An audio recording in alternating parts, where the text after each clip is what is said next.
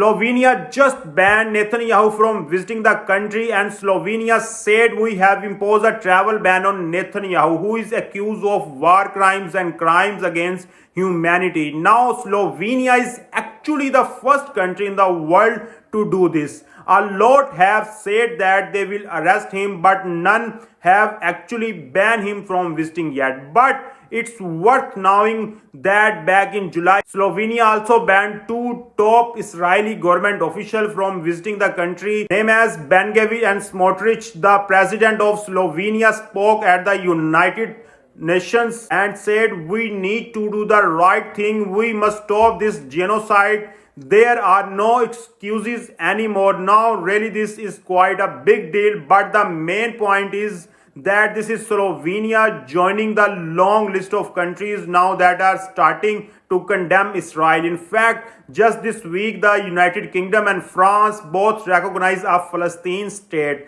joining loads of other countries that have recently done the same, like Spain and Portugal. Now, to be fair, Netanyahu was probably never going to visit Slovenia away, but that's not that point. That's not why they have done it. The point is to prove who they stand with and who they support, which is not Israel